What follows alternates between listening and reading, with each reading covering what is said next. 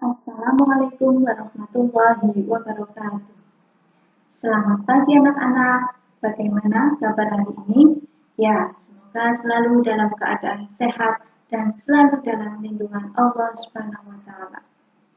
Anak-anakku, marilah kita bersyukur kepada Allah atas segala nikmat yang Allah berikan kepada kita.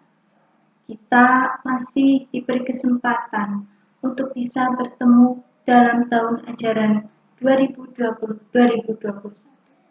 Ya, walaupun sedang dalam masa pandemi seperti ini, tetapi semangat belajar kita harus tetap membara.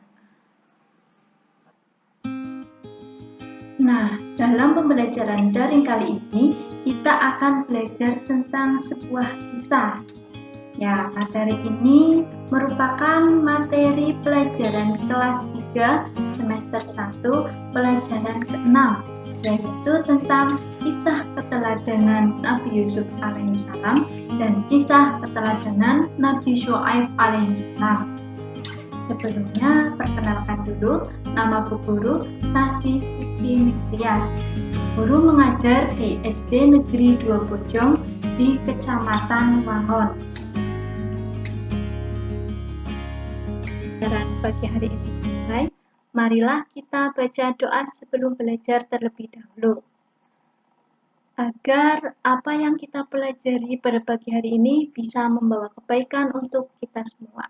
Yuk kita baca doa sebelum belajar secara bersama-sama ya. A'udzubillahi minasyaitonirrajim. Bismillahirrahmanirrahim. Raditu billahi robba wa bil islami dina wa bi muhammadin nabiyya wa rasula. Rabbi zidni ilma warzuqni fahma. Amin. Ya, semoga dengan bacaan doa sebelum belajar ini, apa yang kita pelajari pagi hari ini bisa bermanfaat untuk kita semua.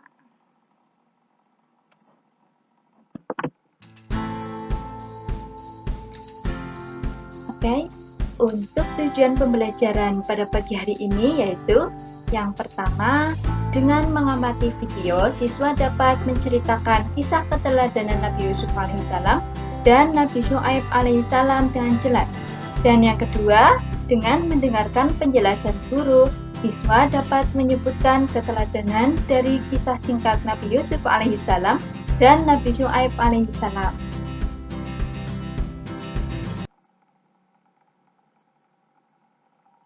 Nah, anak-anak kelas 3 sudah pernah mendengar tentang kisah dari Nabi Yusuf dan Nabi Syuaib belum? Kayaknya banyak yang belum ya.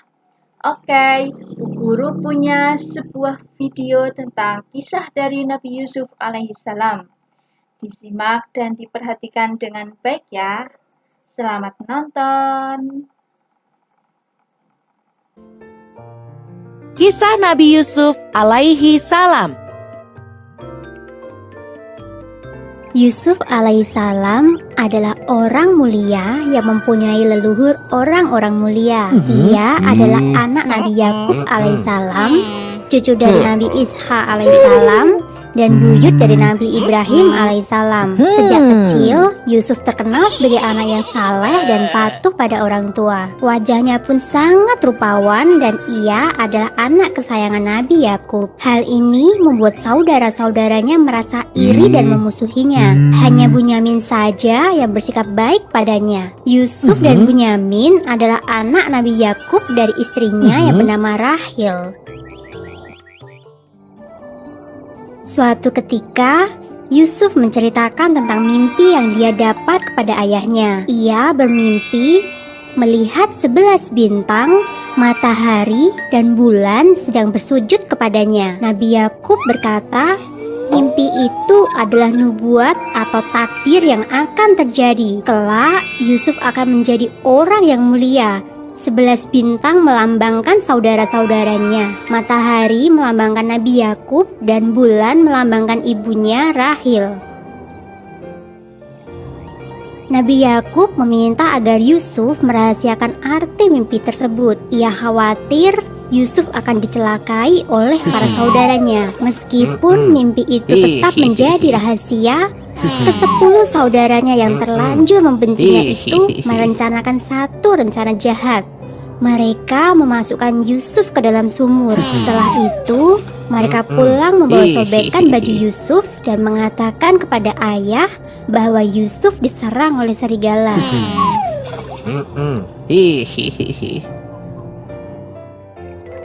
Allah Subhanahu wa Ta'ala memberikan perlindungan dan pertolongan kepada Yusuf.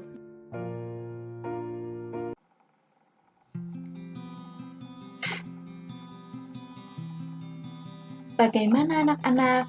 Sudah disimak ya videonya? Setelah Nabi Yusuf dimasukkan ke dalam sumur dan ditinggal oleh saudara-saudaranya, kira-kira keadaannya Nabi Yusuf bagaimana ya? Ada yang tahu nggak nih? Ya, setelah saudara-saudaranya Nabi Yusuf memasukkan Yusuf ke dalam sumur, kemudian mereka pulang ke rumah dan lapor kepada ayahnya bahwa Nabi Yusuf telah diterkam oleh serigala sambil menunjukkan baju Nabi Yusuf yang telah dilumuri oleh darah kelinci. Nah, mendengar perkataan saudara-saudaranya Nabi Yusuf, ayahnya Nabi Yusuf itu sangat kaget, sangat bersedih hati. Tapi ayahnya Nabi Yusuf hanya bisa berpasrah kepada Allah Subhanahu wa Ta'ala. Ayahnya Nabi Yusuf menangis terus sampai matanya itu mengalami buta. Ya, ayahnya Nabi Yusuf tidak bisa melihat lagi, buta karena terus menangis terus memikirkan kepergiannya Nabi Yusuf. Ketika Nabi Yusuf berada di dalam sumur, tak lama kemudian ada seorang kafilah hendak mengambil air. Mereka menemukan Yusuf dan menjualnya sebagai budak. Nabi Yusuf itu dijual kepada seorang raja Mesir yang bernama Edfir. Kemudian raja Mesir tersebut menyerahkan Nabi Yusuf kepada istrinya yaitu Zulaiha untuk dijadikan sebagai anak angkat.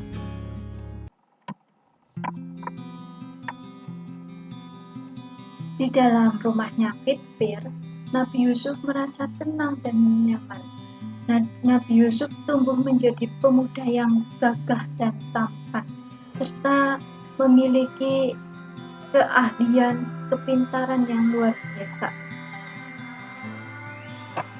Kemudian suatu hari, raja itu bermimpi melihat 7 ekor sapi betina yang gemuk dimakan oleh 7 ekor sapi betina yang kurus, 7 tangkai gandum yang hijau, dan 7 tangkai gandum lainnya yang kering. Mimpi raja itu terjadi berulang-ulang. Akhirnya raja itu merasa resah. Kenapa dengan mimpiku ini? Kenapa mimpi ini terjadi secara berulang-ulang? Akhirnya sang raja menyuruh pengawalnya untuk mencarikan seorang tafsir mimpi yang benar-benar handal, yang mahir. Dan berdatangan para ahli peramal mimpi datang ke rumah raja untuk meramal mimpi raja itu. Tetapi tidak ada satu orang pun yang mampu meramalkan mimpi raja itu. Raja Edfir merasa semakin gelisah. Raja Edfir takut terjadi sesuatu akan mimpi itu. Kemudian ada salah seorang pelayan yang bilang kepada raja, "Dulu ketika saya di penjara, saya pernah ditafsirkan mimpinya oleh Yusuf, dan mimpi itu benar-benar terjadi adanya. Izinkan saya untuk menemui Nabi Yusuf itu." Kemudian Raja Mesir mengizinkan pelayan itu untuk menemui Nabi Yusuf. Ketika Nabi Yusuf menafsirkan mimpi raja itu, kemudian Nabi Yusuf menjelaskan kepada raja, "Hendaklah kalian bercocok tanam 7 tahun berturut-turut. Kemudian ketika kalian panen, hendaklah menyimpan makanan dengan cara membiarkan tangkainya kecuali sedikit untuk dimakan. Sebab setelah 7 tahun itu, akan datang 7 tahun kemudian masa yang amat sulit. Pada masa sulit tersebut, kalian akan menghabiskan simpanan makanan sebelumnya. Setelah itu akan datang masa di mana manusia diberi hujan dengan cukup dan mereka memeras anggur. Nah, jadi menurut Nabi Yusuf, sang raja itu disuruh untuk menyimpan makanan selama 7 tahun. 7 tahun hasil panen itu disimpan dengan cara mengambilnya sedikit demi sedikit. Nah, karena setelah 7 tahun itu nanti akan datang 7 tahun lagi masa yang amat sulit, masa kekeringan, tidak turun hujan, susahnya untuk bercocok tanam.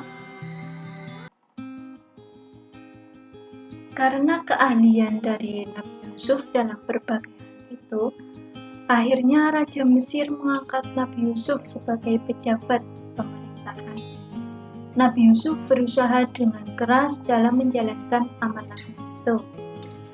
Sehingga di bawah kepemimpinannya Nabi Yusuf itu, Mesir menjadi negara yang adil, makmur, dan damai. Selain menjalankan pemerintahan itu, Nabi Yusuf juga menjalankan dakwahnya itu dengan penuh semangat.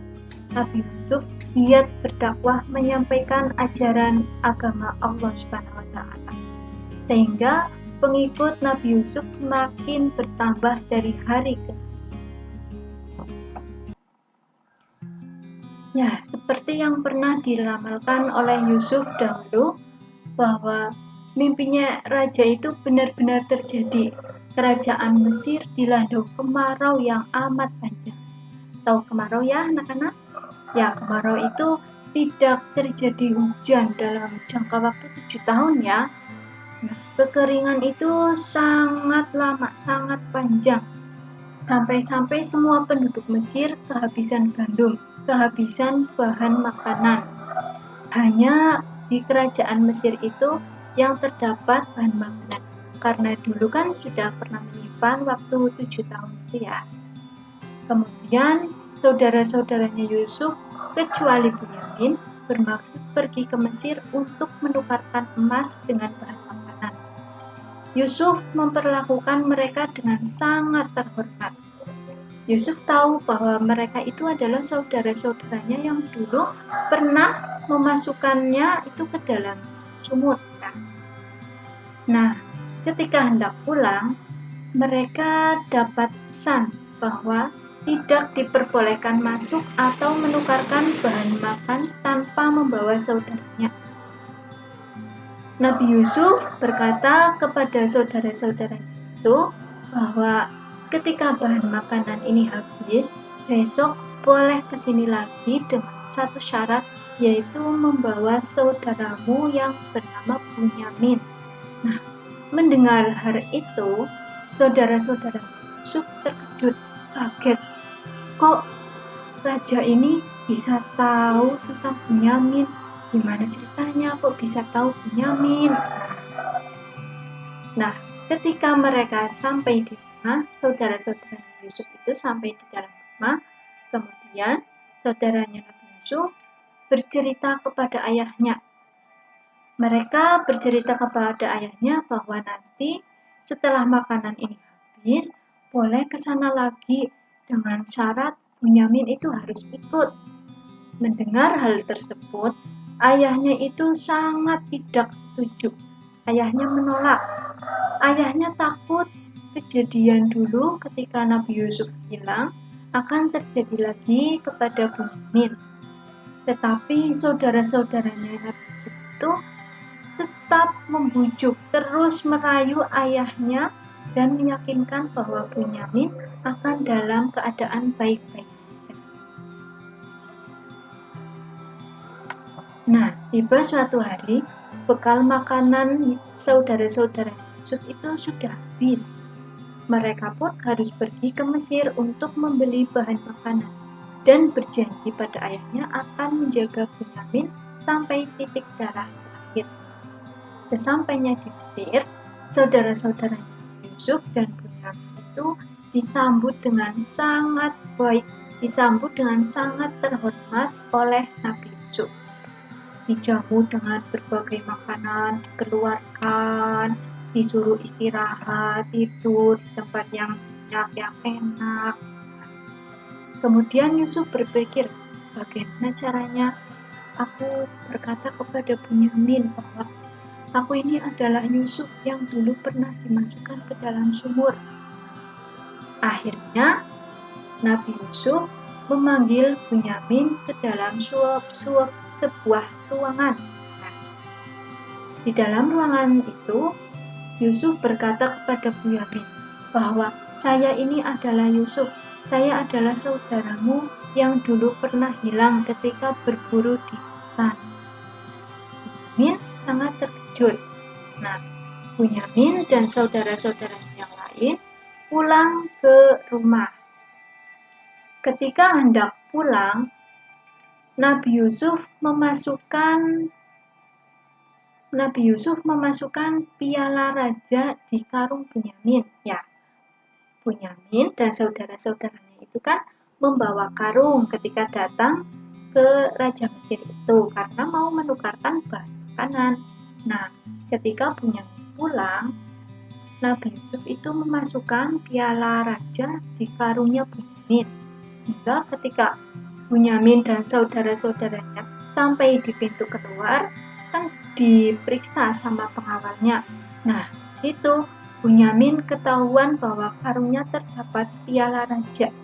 Bunyamin dituduh telah mencuri piala raja tersebut. Akhirnya, Bunyamin disandra, tidak boleh pulang ke rumah dan tetap tinggal di istana.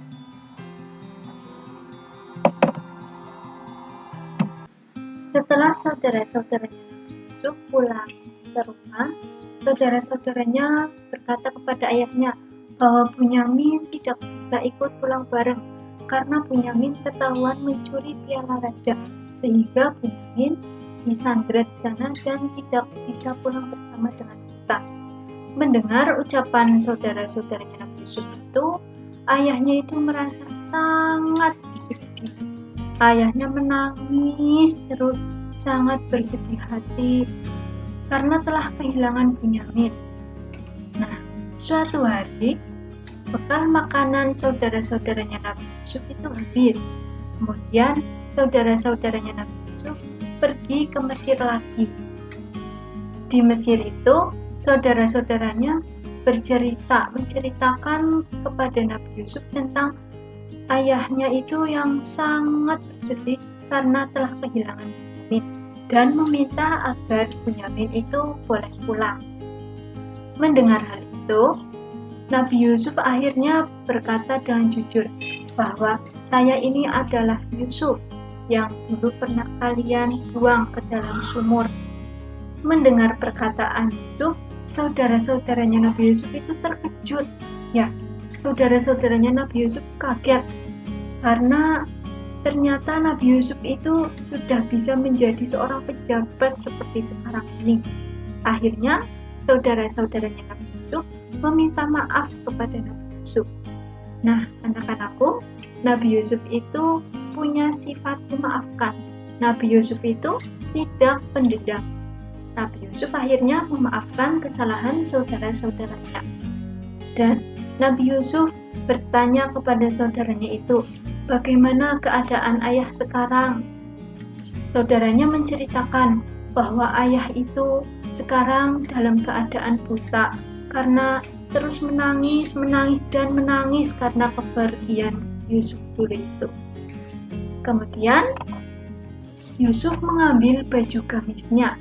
Yusuf mengambil baju gamis dan diserahkan kepada saudara-saudaranya itu untuk diberikan kepada ayahnya itu. Sesampainya di Palestina itu rumah saudara-saudaranya Nabi Yusuf dan ayahnya ya. Nah, setelah sampai di rumah, baju gamis yang telah diberikan Yusuf kepada saudaranya itu dikasihkan kepada ayahnya. Saudara-saudaranya Nabi Yusuf bercerita kepada ayahnya bahwa Raja Mesir, pejabat yang di Mesir itu adalah Yusuf. saudara-saudara kita yang dulu pernah tertinggal di hutan. Nah, kemudian saudara-saudaranya Nabi Yusuf itu menyampaikan pesan dari Nabi Yusuf bahwa gamis itu untuk diusapkan ke dalam dua mata ayahnya itu. Akhirnya ayahnya Nabi Yusuf mengambil gamis pemberian Yusuf itu dan diusapkan ke dalam kedua mata ayahnya. Nah, dengan seketika itu juga mata ayahnya itu sudah kembali pulih, butanya itu hilang, sudah bisa melihat lagi. Ayahnya Nabi Yusuf itu sangat senang, sangat bergembira karena sudah bisa bertemu dengan Yusuf, bisa mendengar bahwa ternyata Nabi Yusuf itu masih hidup. Nah, keesokan harinya, sesuai dari perjanjian saudara-saudaranya dan Nabi Yusuf itu, dulu Nabi Yusuf itu berkata kepada saudaranya, besok hendaklah kalian pergi ke sini lagi bersama dengan ayah. Tuh, akhirnya keesokan harinya saudara-saudaranya Nabi Yusuf dan ayahnya Nabi Yusuf itu pergi ke istana Mesir. Nah, setelah itu Nabi Yusuf sangat senang, sangat menjamu, sangat menghormati kedatangan saudara-saudara dan ayahnya itu. Akhirnya keluarga Nabi Yusuf sekarang sudah berkumpul, sudah berbahagia dengan senang.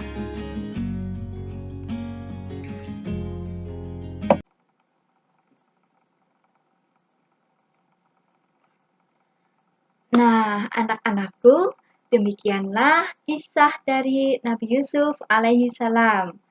Banyak banget pelajaran yang bisa kita petik dari kisah Nabi Yusuf alaihi salam. Ada sifat-sifat terpuji dari Nabi Yusuf alaihi salam yang harus kita contoh.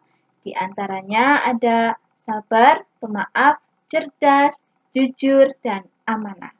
Ya, Nabi Yusuf selalu sabar dalam menghadapi sikap saudaranya yang tidak menyukai Nabi Yusuf. Nabi Yusuf juga selalu memaafkan segala kesalahan saudaranya. Kemudian Nabi Yusuf juga tidak punya dendam ya. Coba kalian, kalau misal adiknya merebut jajan kalian atau punya salah sama kalian, gimana sikap kalian? Harus tetap memaafkan ya. Ya, kita harus selalu mencontoh sifat dari Nabi Yusuf alaihissalam.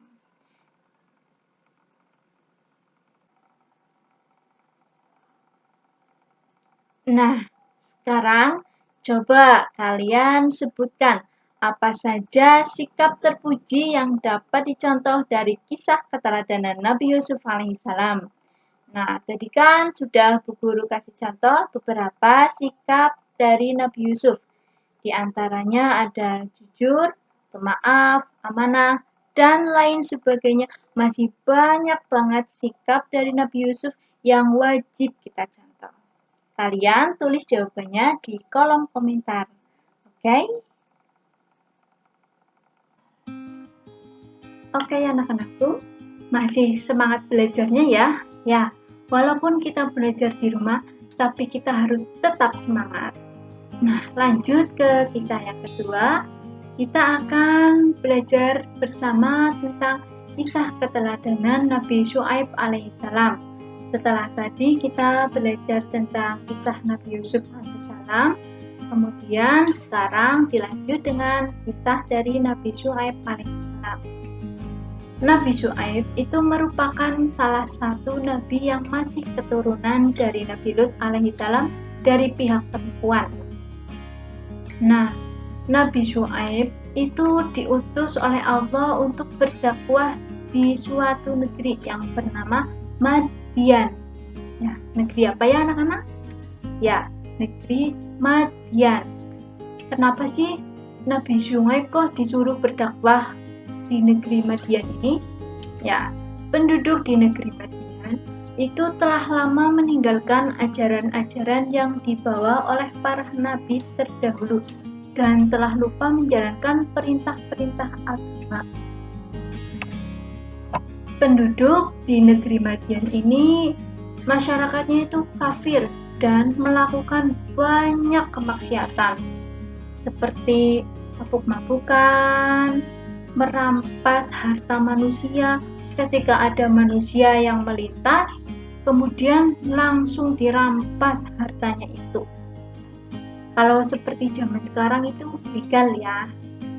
Nah, penduduk di negeri Madian ini juga tidak menyembah Allah. Penduduknya ini menyembah pohon yang sangat lebat. Pohon yang disebut dengan Aikah. Ya, pohon ini bernama Aikah. Di mana pohon ini itu terdapat ranting-ranting yang banyak sekali dan pohonnya itu sangat besar. Penduduk desa Madian ini percaya bahwa pohon Aikah ini akan mendatangkan rezeki, akan membuat hidup ini bahagia. Nah, akhirnya Allah menyuruh Allah menyuruh Nabi Syuaib untuk berdakwah di negeri Madian ini. Nah, penduduk di negeri Madian ini juga pekerjaannya itu berdagang. Banyak penduduk di negeri Madian ini yang bekerja sebagai pedagang. Tapi ini pedagang yang curang, ya. Pedagangnya ini mengurangi timbangan atau takaran dengan menipu. Misalnya, ketika membeli dengan takaran yang besar, ya, tapi ketika dijual dengan takaran yang kecil. Nah, ini kan berarti menipu ya. Nah, akhirnya Nabi Syuaib itu berdakwah di negeri Madian ini. Nabi Syuaib berkata kepada negeri Madian, kepada penduduk di negeri Madian, "Wahai kaum Madian, lakukan jual beli dengan adil. Janganlah kalian menipu, jangan kalian mengurangi takaran timbangan." Ya, seperti dalam gambar itu ya. Itu di sebelah itu ada pedagang. Nah, dia berdagangnya itu dengan menipu, dengan mengurangi takaran timbangan. Kemudian yang gambar sebelah itu ketika Nabi Syuaib memberikan nasihat. Nabi Syuaib berdakwah di pasar kepada para pedagang. Tetapi apa yang terjadi? Ya, Nabi Syuaib itu malah diolok-olok, malah dilempari dengan batu, ya, seperti gambar itu ya. Tetapi walaupun Nabi Syuaib itu dilempari dengan batu, tidak diterima dakwahnya, Nabi Syuaib itu tetap semangat dalam berdakwah. Nabi Syuaib tidak pernah berputus asa dalam menyebarkan agama Allah SWT.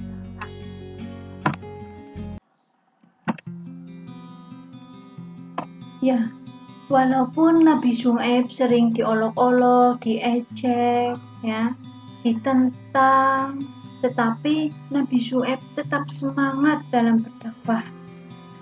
Kemudian Nabi Syuaib itu pergi meninggalkan kota Madian itu. Nah, kenapa Nabi Syuaib alaihissalam mengajak pengikutnya pergi?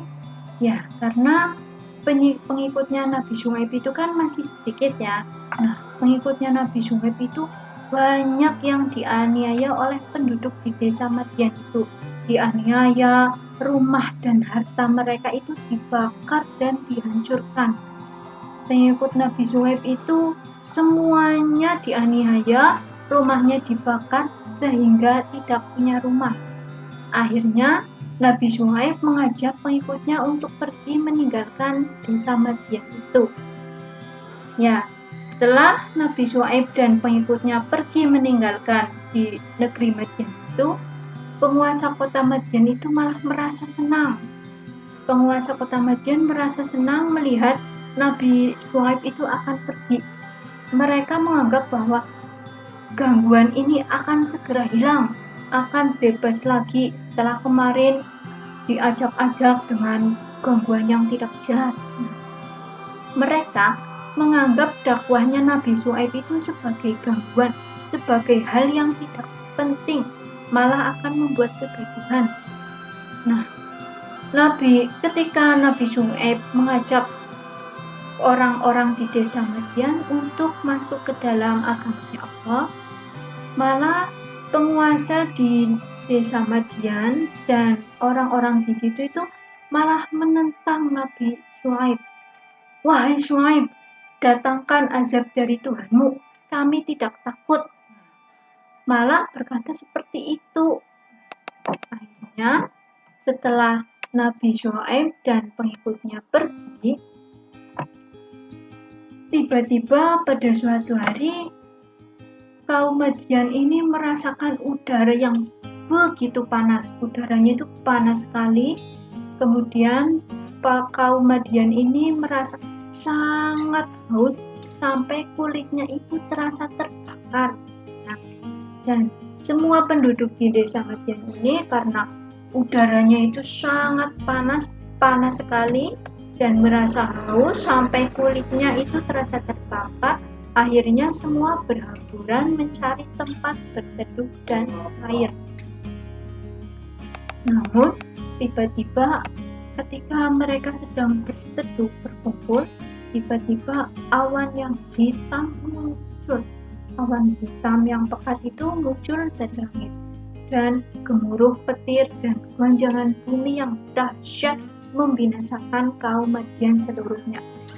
Awan hitam muncul, kemudian terjadi petir yang sangat dahsyat dan bumi itu diguncangkan dengan guncangannya yang dahsyat, dibolak-balik.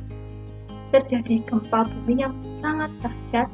Akhirnya penduduk Madian semuanya itu hangus, semuanya itu binasa. Nah, anak-anakku, binasanya kira-kira dalam keadaan beriman kepada Allah apa tidak? Tidak ya, karena penduduk Madian ini tidak pernah mau mengikuti ajaran agama Allah, malah menentang ya. Nah, ini akhirnya kaum Madian binasa dalam keadaan yang su'ul Fatihah. Nauzubillah min dzalik. Ya, anak-anakku, demikianlah kisah dari Nabi Syuaib alaihi salam bersama dengan binasannya kaum Madian tadi ya. Coba Bu Guru pengen tahu. Ayo sebutkan sifat-sifat apa saja yang dimiliki Nabi Syuaib alaihi salam. Nabi Syuaib alaihi salam itu nabi yang pantang menyerah, tetap semangat dalam berdakwah. Nah, coba kalian sebutkan sifat-sifat apa saja yang dimiliki oleh Nabi Syuaib alaihi salam. Jawabannya bisa ditulis di kolom komentar ya. Nah, itu ada gambar orang sedang bersyukur atas nikmat yang telah Allah berikan kepada kita. Sudahkah kalian mensyukuri nikmat Allah? Anakku, bagaimana hari ini? Sudahkah bersyukur kepada Allah? Bagi yang belum bersyukur kepada Allah, ayo mari kita sama-sama mengucapkan hamdalah bersama-sama sebagai rasa syukur kepada Allah. Alhamdulillahirabbil alamin.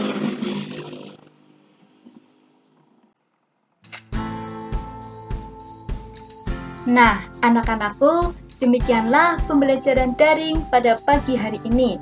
Semoga bisa bermanfaat untuk kita semua. Oh ya, ini Bu Guru ada soal evaluasi untuk mengetes kemampuan kalian dalam memahami materi kisah keteladanan Nabi Yusuf alaihissalam dan Nabi Syuaib alaihissalam. Ini ya linknya. Di bagian deskripsi video ini, Bu Guru sudah menyertakan link tautan ini. Nanti kalian silahkan klik link tautan ini dan selamat mengerjakan. Marilah kita tutup pembelajaran pada pagi hari ini dengan bacaan hamdalah dan doa kafaratul majelis secara bersama-sama. Alhamdulillahirabbil alamin. Subhanakallahumma wa bihamdika asyhadu alla ilaha illa anta astaghfiruka wa atubu ilaik. Tetap semangat belajar, jaga kesehatan dan teruslah berdoa. Semoga pandemi ini segera berlalu agar kita bisa kembali ke sekolah seperti semula. Billahi taufiq wal hidayah. Wassalamualaikum warahmatullahi wabarakatuh.